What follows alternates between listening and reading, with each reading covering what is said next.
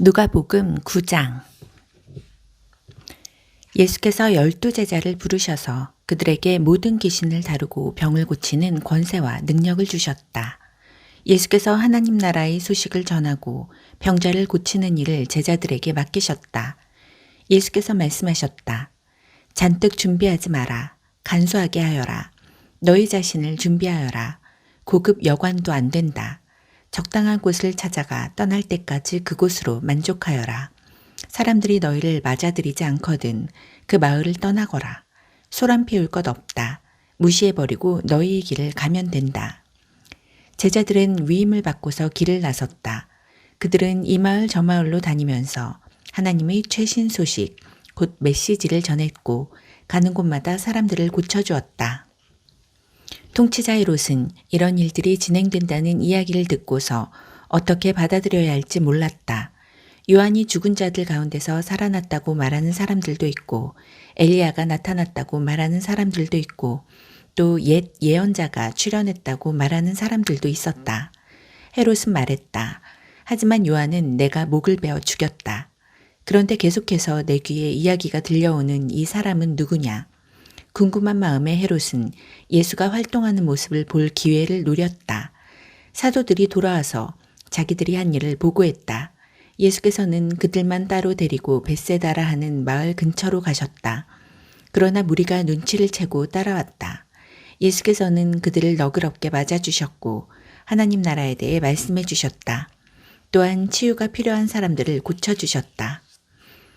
날이 저물자 12제자가 말했다. 무리를 보내서 근처 농가나 마을에서 하룻밤 묵을 곳과 먹을 것을 구하게 해야겠습니다. 여기는 인적 없는 외딴 곳입니다.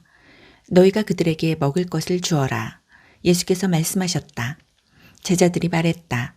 우리에게 있는 것을 다 긁어모았지만 빵 5개와 물고기 2마리뿐입니다. 저희가 직접 읍내에 가서 모두가 먹을 만큼 음식을 사오지 않는 한 그것이 전부입니다. 모인 사람의 수가 5,000명이 넘었다. 예수께서 곧바로 제자들에게 말씀하셨다. 사람들을 50여 명씩 무리지어 앉게 하여라. 제자들은 말씀대로 했고 곧 모두가 자리에 앉았다. 예수께서 빵 5개와 물고기 2마리를 손에 들고 하늘을 우러러 감사기도를 드리고 축복하신 다음 빵과 물고기를 떼어 제자들에게 주시며 사람들에게 나눠주게 하셨다. 사람들이 모두 배불리 먹고 나서 남은 것을 거두니 12바구니가 되었다. 한 번은 예수께서 따로 떨어져서 홀로 기도하시는데 제자들이 가까이에 있었다. 예수께서 물으셨다. 무리가 나에 대해 뭐라고 말하더냐? 나를 누구라고 하더냐? 제자들이 말했다. 세례자 요한이라고 합니다. 엘리야라고 하는 사람들도 있고 옛 예언자 가운데 한 사람이 돌아왔다고 하는 사람들도 있습니다. 그러자 예수께서 물으셨다. 그러면 너희는 나를 누구라고 말하겠느냐? 내가 누구냐? 베드로가 대답했다. 하나님이 메시아이십니다. 그러자 예수께서 그것을 비밀로 하라고 제자들에게 경계하셨다. 베드로가 한 말을 아무에게도 이야기하지 말라고 말씀하셨다. 예수께서 계속해서 말씀하셨다. 이제부터 인자는 처참한 고난을 받고 종교 지도자와 대제사장과 종교학자들에게 재판에서 유죄를 선고받아 죽임을 당하고 사흘째 되는 날에 다시 살아나야 한다. 이어서 예수께서 그들에게 예상되는 일을 말씀해 주셨다. 누구든지 나와 함께 가려면 내가 가는 길을 따라야 한다. 결정은 내가 한다. 너희가 하는 것이 아니다. 고난을 피해 달아나지 말고 오히려 고난을 끌어안아라. 나를 따라오너라. 그러면 내가 방법을 일러주겠다. 자기 스스로 세우려는 노력에는 아무 희망이 없다. 자기를 희생하는 것이야말로 너희 자신, 곧 너희 참된 자아를 찾는 길이며 나의 길이다. 원하는 것을 다 얻고도 참된 자기 자신을 잃으면 무슨 유익이 있겠느냐. 너희 가운데 누구든지 나와 너희를 인도하는 내 방식을 부끄러워하면 인자도 모든 영광에 쌓여 아버지와 거룩한 천사들과 함께 올 때 그를 더 부끄럽게 여길 줄로 알아라. 이것은 믿을 수 없는 훗날의 이야기가 아니다. 잘 알아두어라. 여기 서 있는 사람들 가운데 그런 일이 일어나는 것을 볼 사람들도 있다. 그들은 자기 눈으로 하나님 나라를 볼 것이다. 그 말씀을 하시고 여드레쯤 지나서 예수께서 베드로와 요한과 야고보를 데리고 기도하러 산에 올라가셨다. 기도하는 중에 그분의 얼굴 모습이 변하고 그분의 옷이 눈부시게 하얘졌다. 동시에 두 사람이 거기서 예수와 이야기하고 있었다. 알고 보니 그들은 모세와 엘리야였다. 그들의 모습이 몹시 영광스러웠다. 그들은 예수께서 예루살렘에서 이루실 일, 곧 그분이 떠나심에 대해 이야기를 나누었다. 한편 베드로와 그 일행은 잠에 취해 있었다.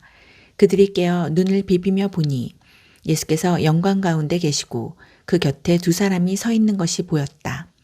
모세와 엘리야가 떠난 뒤에 베드로가 예수께 말했다. 주님, 지금은 중대한 순간입니다. 기념비 셋을 세우는 것이 어떻겠습니까? 하나는 주님을 위해, 하나는 모세를 위해, 하나는 엘리야를 위해서 말입니다. 이것은 베드로가 무심코 내뱉은 말이었다. 베드로가 이렇게 말을 하고 있는데 빛처럼 환한 구름이 그들을 덮었다. 구름 속에 묻히자 그들은 하나님을 깊이 느끼게 되었다. 그때 구름 속에서 한 음성이 들려왔다. 이는 내 아들, 내가 택한 자다. 그의 말을 들어라. 그 음성이 사라지자 그곳에 예수만 홀로 계셨다. 그들은 한동안 할 말을 잃은 채로 있었다. 그들은 자기들이 본 것을 그때는 아무에게도 말하지 않았다. 이튿날 그들이 산에서 내려오니 큰 무리가 그들을 맞이했다. 무리 가운데 한 사람이 외쳤다. 부탁입니다, 선생님. 제 아들 좀 봐주십시오. 하나뿐인 제 자식입니다. 귀신이 아이를 사로잡을 때마다 아이는 갑자기 비명을 지르고 경련을 일으키며 입에 거품을 뭅니다. 귀신은 아이를 때려서 검푸른 멍이 들게 해놓고서야 떠납니다. 제가 아이를 구해달라고 선생님이 제자들에게 부탁했으나 그들은 하지 못했습니다. 예수께서 말씀하셨다. 하나님도 모르고 삶의 중심도 없는 세대여, 내가 같은 말을 몇 번이나 해야 하느냐, 얼마나 더 참아야 하느냐, 얘 아들을 이리 데려오너라. 아이가 나아오자 귀신은 아이를 바닥에 내동댕이 치고 경련을 일으키게 했다. 예수께서 더러운 귀신에게 나가라고 명하시고 아이를 고쳐서 그 아버지에게 돌려주셨다. 사람들이 모두 고개를 끄덕이며 하나님의 위대하심과 그분이 크신 위엄에 놀라워했다. 사람들이 둘러서서 그분이 하시는 모든 일을 보고 감탄하고 있는데 예수께서 제자들에게 말씀하셨다. 이제 내가 하는 말 하나하나를 마음에 두고 곰곰이 되새겨 보아라. 인자는 사람들이 손에 넘어갈 것이다. 제자들은 예수께서 하시는 말씀을 알아듣지 못했다. 마치 예수께서 외국어로 말씀하셔서 그들이 전혀 감을 잡지 못하는 것 같았다. 당황한 그들은 그 말씀이 무슨 뜻인지 예수께 묻지도 못했다. 제자들은 그들 가운데 누가 가장 유명해질지 말다툼을 벌이기 시작했다. 예수께서 그것이 그들에게 아주 중요한 문제인 것을 아시고 어린아이 하나를 곁으로 데려와 말씀하셨다. 누구든지 이 아이를 나로 여기고 받아들이는 사람은 곧 나를 받아들이는 것이다. 또한 누구든지 나를 받아들이는 사람은 나를 보내신 분을 받아들이는 것이다. 이와 같이 내세울 때가 아니라 받아들일 때 큰 사람이 된다. 중요한 것은 눈에 보이는 크기가 아니라 너희 영이다. 요한이 당당히 말했다. 주님, 어떤 사람이 주님 이름으로 귀신을 쫓아내는 것을 보고 우리가 막았습니다. 그가 우리에게 속한 사람이 아니어서 그렇게 했습니다. 예수께서 말씀하셨다. 그를 막지 마라. 그가 적이 아니라면 곧 우리 편이다. 승천하실 때가 가까워 오자 예수께서 마음을 단단히 먹고 용기를 내어 예루살렘을 향해 길을 떠나셨다. 예수께서 심부름꾼들을 앞서 보내셨다. 그들은 그분을 맞을 곳을 준비하려고 사마리아의 어느 마을로 갔다. 그러나 그분이 행선지가 예루살렘이라는 것을 안 사마리아 사람들은 그분을 맞아들이지 않았다. 제자인 야고보와 요한이 그 이야기를 듣고 말했다. 주님, 우리가 하늘에서 번갯불을 내려오게 해서 저들을 태워버릴까요? 예수께서 그들을 꾸짖으셨다. 옳지 않다. 그들은 다른 마을로 발걸음을 옮겼다. 길을 가고 있는데 어떤 사람이 자기도 함께 가도 되는지 물었다. 그는 어디든지 주님과 함께 가겠습니다. 하고 말했다. 예수께서 잘라 말씀하셨다. 고생할 각오가 되어 있느냐. 너도 알다시피 우리가 묵는 곳은 인류 호텔이 아니다. 예수께서 또 다른 사람에게 말씀하셨다. 나를 따라오너라. 그가 말했다. 그렇게 하겠습니다. 하지만 며칠 말미를 주십시오. 아버지 장례 준비를 해야 합니다. 예수께서 거절하셨다. 중요한 일이 먼저다. 내 본분은 삶이지 죽음이 아니다. 삶은 긴박하다. 하나님 나라를 알려라.